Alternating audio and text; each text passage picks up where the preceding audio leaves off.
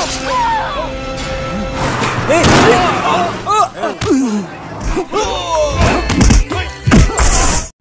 semuanya, selamat datang dan selamat bergabung kembali di channel SR Zona. Semoga kalian tidak bosan-bosan menonton aksi heroik mega bintang Tamil satu ini, yaitu Thalapathy Vijay, karena kisahnya selalu menginspirasi para pecinta film Tamilian. Film kali ini berjudul Azagya Tamil Magan, garapan sutradara Bharatan yang dirilis pada tahun 2007. Mengisahkan tentang perjalanan kisah cinta seorang pemuda yang bernama Guru Murti mengalami persepsi ekstrasensor atau disebut juga indera keenam, mampu memprediksi peristiwa masa depan. Suatu hari ia mendapat penglihatan bahwa dirinya menikam sang kekasih. Untuk menghindari hal tersebut, Guru meninggalkan Abhinaya, kekasihnya, begitu saja. Dan apa yang terjadi selanjutnya? Oke, tanpa berlama-lama, yuk simak, ini dia rangkuman alur cerita filmnya.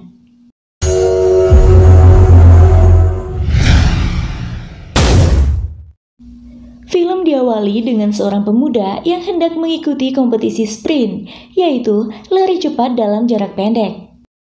Pemuda tersebut adalah Guru Murti, seorang mahasiswa dan atlet sprint yang tinggal di daerah pinggiran kota Palavaram, Chennai. Saat itu dalam perjalanan menuju tempat perlombaan, salah satu kompetitornya berlaku curang dengan mengirim beberapa preman untuk menghadang Guru. Seutas benang mereka lintaskan di tengah jalan dengan maksud untuk menjatuhkan motor yang dikendarai Guru. Namun beruntung seekor kupu-kupu hinggap di atas benang tersebut membuat Guru dapat mengendalikan laju motornya. Kemudian muncul beberapa preman yang mencoba mencelakainya. Guru pun menghajar mereka satu persatu hingga tumbang. Tepat saat perlombaan hendak dimulai, Guru tiba dan langsung mengambil posisi. Perlombaan pun berlangsung dengan sengit, dan untuk kesekian kalinya Guru menyabet juara sprint. Esoknya saat hendak berangkat ke kampus, Guru sekaligus mengantarkan Renuka, anak tetangganya, ke sekolah. Gadis kecil itu kesulitan untuk mengikuti kontes baca puisi. Kemudian Guru membantu Renuka dengan memberikan beberapa bait puisi. Dan tak disangka atas bantuannya, Renuka memenangkan perlombaan. Renu membawa pulang piala serta mengalungkan medali juaranya kepada Guru, memberitahukan bahwa ia mendapat tepuk tangan meriah atas puisi yang dibacakan berkat bantuan Guru, dan gadis itu pun berterima kasih kepadanya. Saat berkunjung ke sebuah kuil bersama pelatih lari dan 3 temannya untuk meminta berkat supaya Guru memenangkan kejuaraan sprint mendatang, Guru tak sengaja melihat gadis cantik di hadapannya. Gadis itu adalah Abhinaya. Seketika, Guru pun jatuh cinta padanya. Guru terkesan pada kemurahan hati Abi yang memberi makan kawanan semut. Kemudian, Guru mengikuti Abi hingga mendengar doa gadis itu dan temannya yang meminta supaya saudara laki-laki temannya memenangkan lomba lari dan mengalahkan Guru. Guru tokenam. Mendengar namanya disebut dalam sebuah doa yang tidak baik, Guru pun berniat mengerjai Abi. Ketika Abi hendak melintas di depannya, bersama Muruga, Guru mempraktekkan sebuah sumpah supaya keinginan terkabul dengan cara mengangkat satu tangan ke langit dan satu kaki sembari mengelilingi candi selama 8 kali tanpa dihitung. Kedua gadis itu pun langsung percaya dan melakukannya, hingga mereka bertemu seorang pendeta yang memberitahu bahwa mereka telah dibodohi. BSc Fashion Technology, Swami. Tentu saja, Abi nampak kesal setelah mengetahui hal itu. Hari kejuaraan sprint tingkat negara bagian yang ditunggu-tunggu pun tiba. Anand Celia, ayah Abi, salah satu orang berpengaruh di Chennai pun datang sebagai tamu kehormatan. Dan semua peserta telah bersiap-siap. Suara tembak telah mengudara. Para peserta telah berpacu dalam masing-masing garis putarannya. Suara gaduh penonton turut memeriahkan suasana perlombaan. Para supporter masing-masing peserta nampak tegang. Guru masih memimpin di paling depan. Namun entah mengapa, tiba-tiba Sakti melaju mendahului Guru dan memenangkan perlombaan. Well done, very good. Semua orang mengolok-olok kekalahan guru. Saat perjalanan pulang di dalam kereta, guru menceritakan alasan mengapa ia mengalah dalam lomba lari kali ini kepada ibunya. Guru telah memenangkan 24 medali selama ini. Jika ia memenangkan medali ke-25, tak akan ada artinya dibanding dengan kebahagiaan sebuah keluarga yang benar-benar membutuhkannya. Sakti perlu memenangkan kompetisi tersebut untuk menunjang syarat mendapatkan pekerjaan melalui kuota olahraga, karena ia satu-satunya tulang punggung keluarga dan sebentar lagi adiknya akan segera menikah. Guru mengetahuinya saat tak sengaja mendengar pembicaraan Sakti dan temannya malam itu. Sakti berupaya keras berlatih untuk memenangkan lomba lari supaya mendapatkan pekerjaan guna menafkahi keluarganya. Karena itulah, tadi saat di lapangan, guru sengaja melambatkan lajunya. Tak sengaja pembicaraan guru yang sedang menelpon tersebut didengar oleh Abi. Seketika, Abi terkesan dengan tindakan mulia guru. Esoknya di kampus, Abi menemui guru untuk meminta maaf atas sikapnya yang tidak sopan di pertemuan sebelumnya. Tapi guru berlagak acuh dengan tindakan Abi. Guru mencoba mengerjai Abi untuk menulis permohonan maaf dalam selembar kertas jika Abi benar-benar ingin mendapatkan maaf dari guru. Tanpa ragu, Abi pun menulis pada selembar kertas lalu menyerahkannya pada guru. Kemudian, guru dan Muruga pergi meninggalkan Abi. Secari kertas yang tergulung rapi dari Abi belum sama sekali dibuka oleh guru. Subuh itu saat bangun tidur, guru mencoba membacanya. Tulisan itu berisi tentang biodata Abi dan yang menakjubkan, Abi menulis bahwa ia telah mengetahui alasan mulia guru mengalah di kompetisi lari kemarin. Guru tersenyum membaca surat Abi. Sejak saat itu, hubungan mereka menjadi lebih dekat. Namun tiba-tiba, pada suatu hari secara tak sengaja, guru memvisualisasikan peristiwa aneh. Ia mendapat penglihatan bahwa Renuka, gadis kecil anak tetangganya, mengalami celaka. Dalam penglihatannya itu, Renu tengah asik bermain bola di lantai atas, kemudian terjatuh. Kondisi saat itu di sekitarnya sedang berasap. Karena panik, Abi menelpon ibu gadis itu. Ternyata, Renu sedang mengikuti tur sekolah. Tak lama kemudian, Renu datang karena tur dibatalkan. Ibunya sudah menyiapkan hadiah sebuah bola untuk Renu. Renu bermain di lantai atas. Ketika itu sebuah truk yang lewat menyebarkan asap di sekitarnya. Bola yang sedang Renu mainkan tersangkut di sebuah genteng. Karena tak sampai tangan Renu menggapainya, ia memaksakan diri dan kecelakaan pun tak terhindarkan. Gadis kecil itu meninggal secara mengenaskan, persis seperti visualisasi guru. Saat pulang, betapa terkejutnya guru menyaksikan teman kecil kesayangannya itu sudah tak bernyawa. 2 bulan kemudian, guru dan Abi sedang berlibur ke sebuah kolam renang. Saat itu tak sengaja Abi terkena cipratan air kolam yang membuatnya harus berganti pakaian.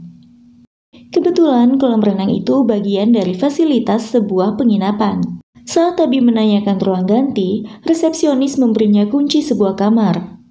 Di waktu bersamaan, ayahnya sedang melakukan perjalanan dinas ke situ dan memergokinya. Anan mendatangi kamar di mana Abi dan guru berada. Seketika ayahnya marah pada Abi, mengira Abi telah melakukan hal memalukan.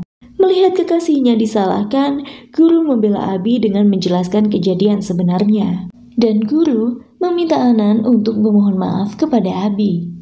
Menyadari guru sangat mencintai putrinya, Anan langsung merestui hubungan keduanya dan meminta guru untuk mengundang orang tuanya guna membicarakan kelanjutan hubungan mereka.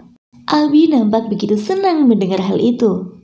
Scene berganti pada sebuah desa di mana orang tua guru tinggal. Guru mengirim surat memberitahukan bahwa ia telah menemukan calon menantu untuk mereka. Mendengar hal itu, ibunya meminta sang suami berangkat menjemput guru, karena sang ibu meragukan pilihan anaknya. Berangkatlah rombongan ayahnya untuk menjemput. Tiba di rumah Anan, ayah guru langsung berteriak memanggil anaknya. Guru yang tidak berani berhadapan dengan ayahnya pun bersembunyi. Tiba-tiba Abi muncul. Semua rombongan tercengang melihat kecantikan Abi. Abi menghadapi ayah guru dengan intrik hingga ia mampu memenangkan hati ayah guru dan mendapatkan restunya. Keanehan kembali terjadi saat guru dan Abi berada di sebuah tempat bermain. Guru mendapat penglihatan bus yang ditumpangi oleh rombongan serta ayahnya mengalami insiden di sebuah perlintasan kereta api. Dengan cepat guru menyusul sembari menghubungi ayahnya, namun tak ada jawaban. Saat itu dalam bus mereka sedang menonton televisi. Dalam penglihatan guru, bus tersebut juga mengangkut seorang wanita dan anak kecil yang mereka temui karena mobil mogok di tengah jalan.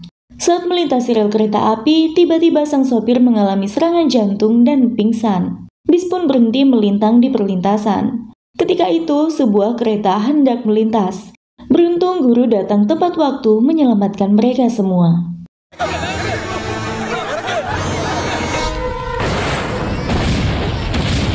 Insiden mengerikan pun berhasil terhindarkan. Merasa tidak nyaman dengan dirinya, guru pergi berkonsultasi dengan psikiater. Psikiater mengatakan bahwa guru menderita sindrom persepsi ekstrasensor, di mana ia bisa melihat kejadian tertentu masa depan. Guru khawatir bahwa penglihatan tersebut mengganggu mentalnya dan dia tak bisa menjalani hidup secara normal. Di rumahnya, ibu guru sedang mengomel pada suaminya yang tidak berhasil membawa anak mereka pulang. Malah justru merestui hubungan guru dan Abi. Ibu guru berpendapat bahwa bukan gadis baik-baik yang memohon restu secara tak langsung melalui surat kepada wanita yang telah melahirkan calon mempelai prianya. Ibu guru juga merasa sudah tak dihargai dan dihormati oleh anaknya. Mendengar ibunya merajuk seperti itu, akhirnya guru pun berinisiatif membawa Abi pulang ke kampungnya. Guru menyusun rencana sedemikian rupa supaya ibunya terkesan pada Abi. Guru juga mengubah penampilan Abi. Saat itu hari perayaan, guru meminta Abi membantu ibunya. Di antara banyak kerumunan orang, ibu guru tak sempat memperhatikan Abi. Namun pada suatu kejadian, Abi mengeluarkan gagasan yang berhasil membuat hati ibu guru terkesan. Disitulah guru muncul dan menjelaskan bahwa gadis itu adalah calon menantu ibunya. Seketika ibunya pun merestui hubungan mereka. Suatu malam, guru mendapat penglihatan bahwa ia menikam Abi. Gambaran itu terus-menerus muncul di pikirannya, membuatnya sangat terganggu. Karena ia tak ingin hal buruk terjadi pada Abi, guru pun memutuskan untuk menjauh darinya. Abi merasa kesal dengan perubahan sikap guru, hingga ia mendatangi tempat tinggal guru. Guru memutuskan pergi ke Mumbai untuk menghindari Abi tanpa memberitahu siapapun. Di Mumbai ia melihat sosok yang mirip dengannya. Dia adalah Prasad, seorang pengusaha kaya tapi juga menjalankan bisnis pinjaman uang dengan bunga tinggi. Prasad pun tak segan menagih uang-uang pinjamannya dengan cara kekerasan. Akhirnya guru menyadari, mungkin orang yang menikam Abi dalam visualisasinya itu adalah sosok yang ada di hadapannya. Ketika hendak mengejar Prasad, guru tertabrak sebuah truk yang melintas. Sementara itu, Prasad sedang melakukan perjalanan dengan kereta api menuju Chennai. Di dalam kereta, ia bertemu seorang gadis bernama Dana Laksmi. Dengan segala tipu dayanya, Prasad berhasil menodai gadis itu. Tujuan Prasad datang ke Chennai adalah untuk menagih uang yang dipinjamkan pada Said. Scene beralih pada Abi yang sedang mencari guru, namun tak sengaja ia berpapasan dengan Prasad. Abi yang mengira Prasad adalah guru, langsung memeluknya dan meminta maaf atas pertengkaran malam itu. Kemudian Abi langsung membawa Prasad pulang ke rumahnya. Prasad adalah tipikal pria yang mendekati wanita karena uangnya. Prasad terlahir dari keluarga kaya, namun kecelakaan pesawat membuat orang tuanya meninggal dunia. Malangnya, mitra bisnis mereka mengambil alih semua uang orang tua Prasad. Prasad yang mengetahui bahwa Abi adalah anak orang kaya tak ingin melewatkan kesempatan tersebut. Dan karena ia sadar memiliki kemiripan wajah dengan kekasih Abi, Prasad pun memanfaatkannya. Abi telah mengirim barang-barang guru dari rumah kosnya. Prasad membaca buku harian guru dan mempelajarinya. Suatu hari, Abi mengajak Prasad berbelanja dan tak sengaja bertemu Sakti bersama adiknya yang juga teman Abi. Prasad menampakkan keanehan dengan mengira mereka pasangan dan menanyakan kapan mereka menikah. Seketika Abi langsung menegur Prasad. Padahal jika itu guru asli pasti tahu bahwa Sakti dan teman Abi adalah kakak beradik. Namun keanehan itu pun tak membuat Abi curiga. Saat hendak pulang, Prasad mengingatkan Abi untuk membayar belanjaannya. Lalu Abi berkata bahwa itu adalah toko milik keluarganya. Kemudian Prasad menyusun alasan yang tepat untuk menghindari kecurigaan Abi. Esoknya Abi memberikan kejutan pada Prasad. Ayahnya memutuskan untuk memberikan seluruh kekayaannya pada calon menantunya tersebut. Saat diminta untuk tanda tangan, Prasad menyobek surat tersebut. Ia berdrama lagi bahwa ia mencintai Abi bukan dari hartanya. Lagi-lagi Prasad berhasil memikat hati Abi dan makin mendapat kepercayaan dari Anan, ayah Abi. Scene beralih pada rumah sakit di mana guru dirawat. Warga sekitar yang berbuat baik kepadanya menolongnya pasca kecelakaan. Meski belum 100% pulih, guru memaksakan diri pergi dari rumah sakit dan kembali ke Chennai. Hari itu pesta pertunangan Abi dan guru palsu digelar. Saat guru menelpon rumah Abi, Prasad yang menerima panggilannya. Begitu juga saat guru menghubungi ponsel Abi. Guru yang makin mencemaskan kondisi kekasihnya itu akhirnya tiba di Chennai. Kebetulan ia memergoki Prasad dan Abi di sebuah pusat perbelanjaan. Prasad yang mengetahui hal ini mengirim Abi pulang. Terjadilah perkelahian antara guru dan Prasad. Guru mengunci Prasad di suatu tempat. Namun ketika hendak mengungkap kebenaran pada Abi dan Anan, ternyata Prasad sudah di sana. Prasad sudah lebih dulu menceritakan kebohongan pada Anan dan Abi, sehingga mereka sudah tak mempercayai guru asli dan menganggap Prasad adalah guru. Selain itu, Prasad juga telah memanipulasi cerita pada teman-teman guru sehingga mereka tak mempercayai pernyataan-pernyataan saat bertemu guru asli. Melihat sudah tak ada lagi yang berpihak padanya, guru menyamar jadi Prasad menemui Said dan meminta Said mengulang apa yang telah Said katakan. Sebelumnya, Prasad datang ke situ. Lalu Said menyarankan Prasad untuk menodai Abi supaya tak ada yang memisahkan mereka. Mendengar hal itu, guru langsung menendang Said. Kemudian menyusul Prasad dan Abi. Di perjalanan, Prasad hendak melancarkan aksinya. Ia menumpahkan minuman ke baju Abi, lalu mereka menepi di penginapan untuk berganti pakaian, di mana Abi dan guru pernah ke sana. Kebetulan kamar mereka adalah kamar yang sama seperti waktu itu. Abi mengulas kembali hal yang terjadi di situ. Saat Prasad salah menafsirkan apa yang dikatakan oleh Abi, disitulah Abi sadar bahwa sosok yang dihadapannya bukanlah guru. Abi mencoba melarikan diri dari Prasad, namun Prasad terus mencegahnya. Beruntung guru datang di saat yang tepat. Guru langsung menendang Prasad. Terjadi aksi pengejaran di antara ketiganya. Prasad menginginkan Abi menjadi miliknya. Hingga saat guru hendak menikam Prasad yang saat itu ada di hadapan Abi, justru tikaman guru mengenai Abi saat Abi menjatuhkan Prasad. Hal sama seperti yang terlihat di visualisasi guru. Saat guru hendak membawa Abi ke rumah sakit, Prasad memukul kepalanya hingga pingsan dan mengganti pakaian guru dengan pakaiannya. Ketika Abi sadar, ia menganggap sosok yang dilihatnya adalah guru. Kemudian Abi menyumpahi Prasad yang tega memaksakan cinta hanya karena uang. Abi pun berkata, orang semacam itu sungguh murahan. Seketika Prasad menyadari sikap murahannya tersebut. Prasad mengaku bahwa ia bukanlah guru. Sekali lagi Abi terkejut. Di saat bersamaan, guru pun datang. Prasad meminta maaf kepada mereka berdua lalu pergi meninggalkan rumah sakit. Di akhir kisah, dalam perjalanannya, Prasad bertemu Dana Laksmi yang sedang mengandung anak kembar mereka. Prasad pun menerima Dana Laksmi sebagai pasangannya. Dan film pun selesai.